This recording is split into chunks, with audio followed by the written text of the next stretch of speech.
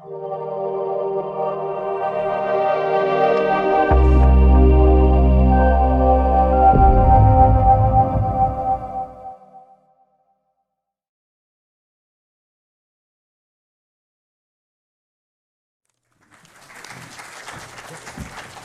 you very much, and good evening. Thanks for coming out.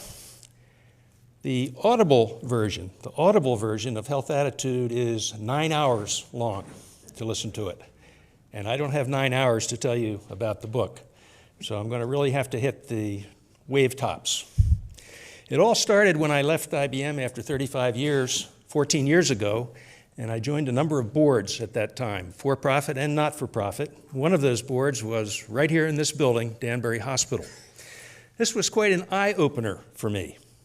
I saw two different worlds. On the one hand, I saw Danbury Hospital, founded in 1885, a caring hospital, roots deeply into the community, a fantastic set of clinicians, nurses that really care about the patients, a great management team, just a wonderful environment, saving lives, just I can't say enough good things about Danbury Hospital. But then there was this other world that I saw by being on the board, and that was the world of healthcare at large, the healthcare system. And I was quite amazed, actually, that the hospital could get anything done working within this system. A world of paper and faxes and Post-its, a lingua franca that's really the fax machine. And having come from the world of the internet, it was really stunning. I guess maybe appalling might be a better word. And so I thought, I need to really dig in and learn what healthcare is all about. So I went back to school, and I studied healthcare for 3.5 years and did a research study here at the hospital, wrote a dissertation, and earned my doctorate in health administration at the ripe age of 69. Then I decided to write this book. The goal in writing the book is pretty simple. I want to get people thinking about healthcare beyond themselves. I want to get patients and providers and payers and politicians to think about healthcare and what works and what doesn't work. I must say that in my research for the book, I found that the problems were actually bigger than I expected, but I found that the solutions were closer at hand than I had expected. So what are the problems with our healthcare system? Well, I know I could go around the room and each of you would have 2 or 3 or 4 problems that you could cite, and it's hard to say what's most important, but I would have to say the biggest problem in the American healthcare system starts with a C, cost.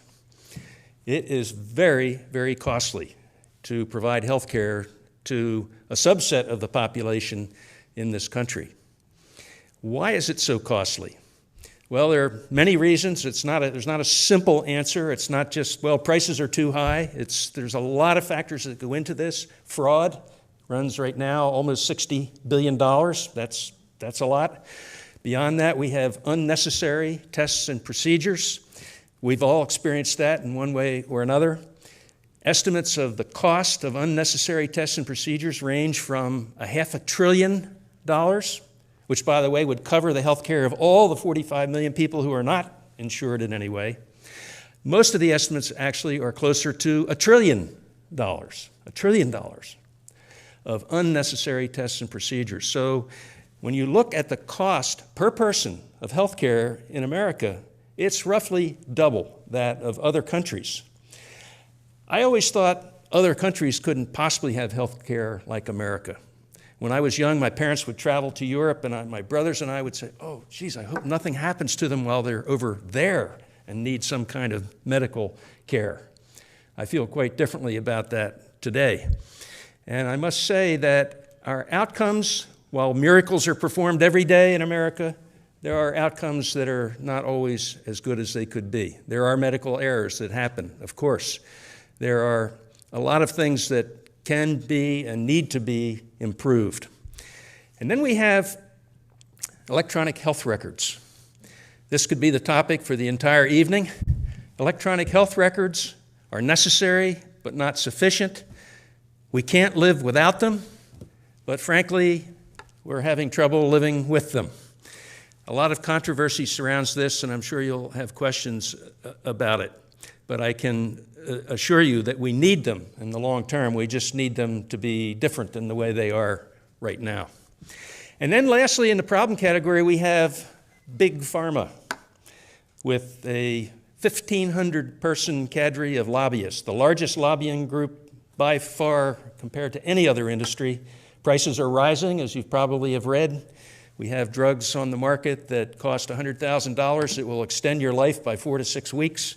There's a whole lot to say about Big Pharma and the impact it has on the cost of our healthcare system. So what about the solutions? The book is about a third about problems and 2/3 about solutions, and there are many. I group them into 3 categories: attitude, technology, and policy.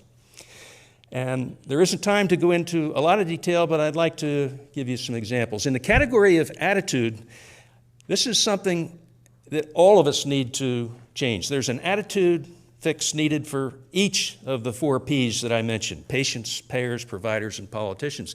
For patients, we need to take more responsibility for our health.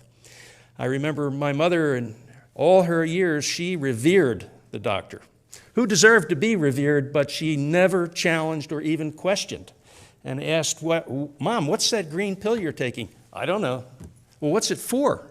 "I don't know that either. Doctor told me to take it." That approach doesn't work in the going forward model. And fortunately, technology is going to help us in being a consumer-led revolution in healthcare because of the technology. Attitudes of physicians are already changing dramatically. They're going to change a lot more, and this is because of the nature of the incentive system. This is one of the key problems, frankly, is the motivations are backwards. The system we have compensates for sickness, not for health. It compensates for the number of things we do, not how well we do them, and what the results are produced from those things that we do. Payers need to change their attitude also and participate more broadly in cost savings and provide motivations to achieve those cost savings. And politicians, the list of their attitude changes needed is very, very long. No time for that one. Technology, I need to say a few things about, especially for DACs. You know, one of the things that's most amazing about what's going on in healthcare is this little device we carry around with us. Some of you may be old enough to remember Seymour Cray, a famous, brilliant engineer who developed the world's first supercomputer. It was called the Cray 1 supercomputer. It would barely fit in this room. It cost $5 million. It weighed 5 tons. It had no apps, couldn't make a phone call or even play a game. But scientists loved it. For the first time, they now had something that allowed them to perform simulations where they could model hurricanes and nuclear weapons tests and so many other phenomena in the world of engineering. It was great. Well, as powerful as it was, this little guy right here is at least 150 times more powerful than that first supercomputer, 150 times more powerful. So we're all walking around with supercomputers.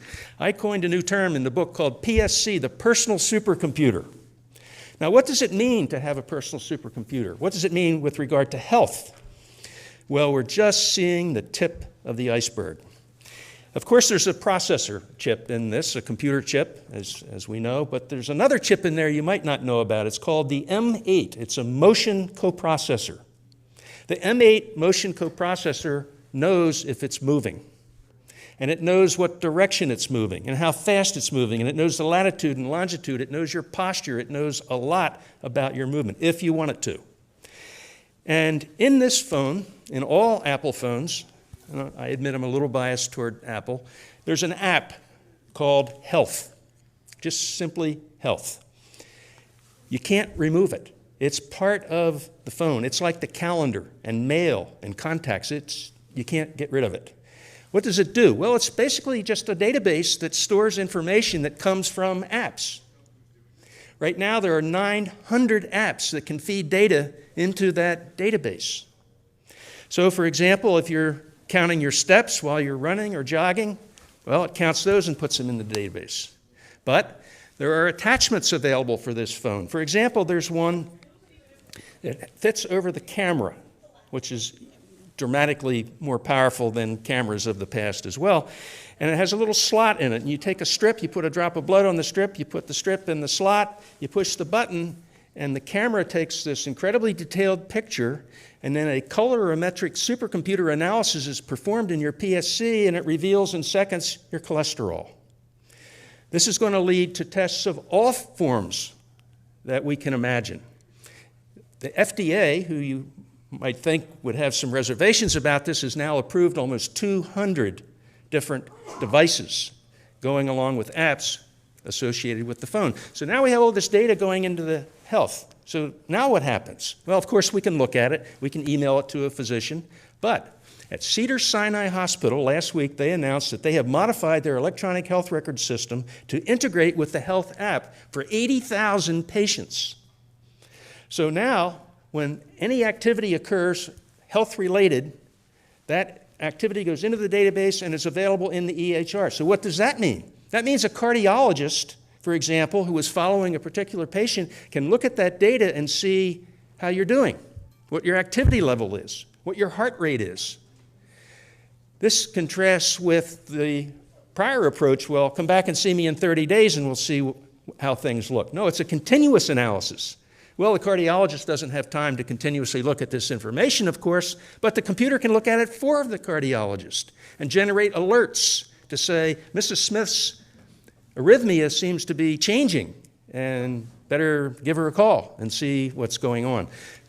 That is just one of so many examples. Another one fits on here. It's called a celloscope.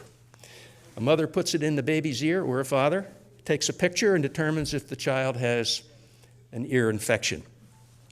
Another one called a LiveCore has two sensors on each side of the back of the iPhone. You hold it like this, you push the button, and you get a 30-second EKG.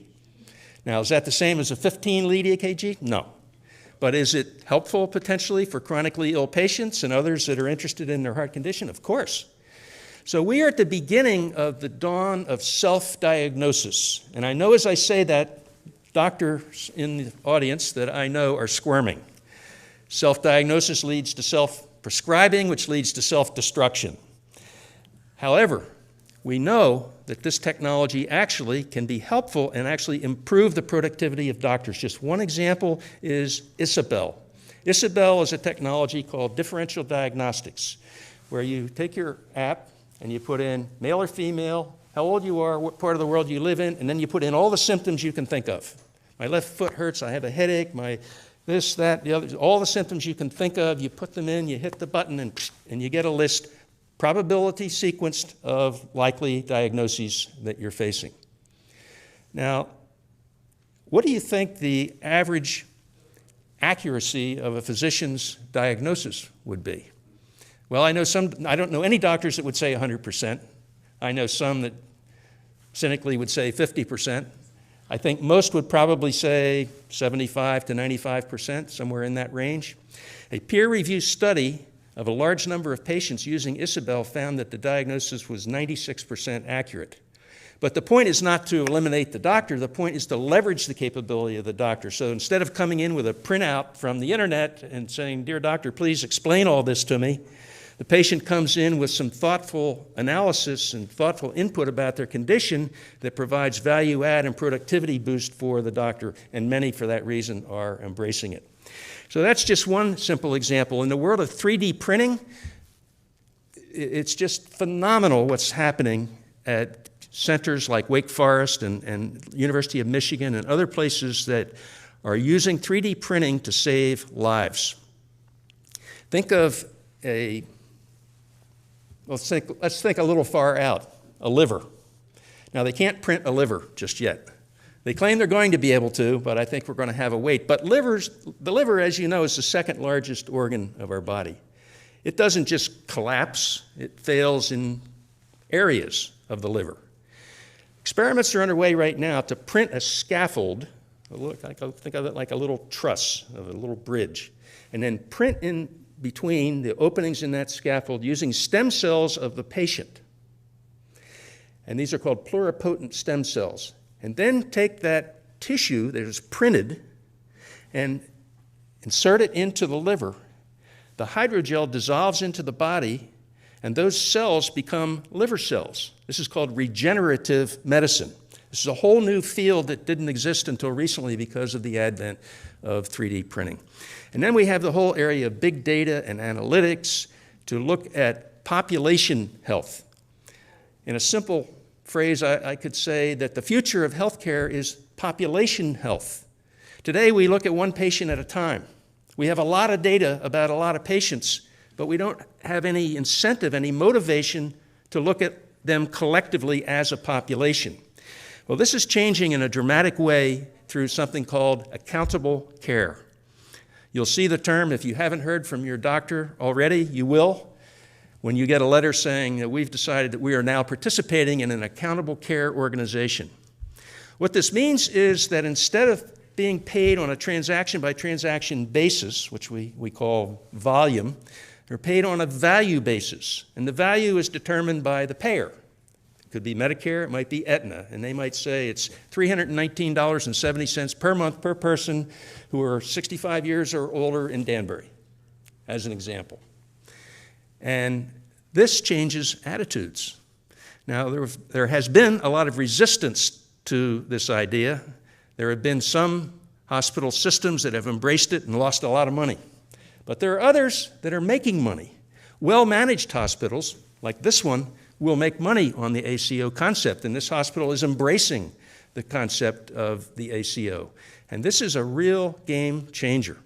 Right now, there are 3.5 million patients in America that are under this form of care, and under that model, their cost is $400 less, but more importantly, it's changed the model. It's broken the old way of doing things into a new way. There are a lot of complications, just like with EHR, and you have to read more about that in the book. So that's an overview of just a few things that are going on in healthcare. You'll have a chance to ask about more with our panel, and we have a very distinguished panel.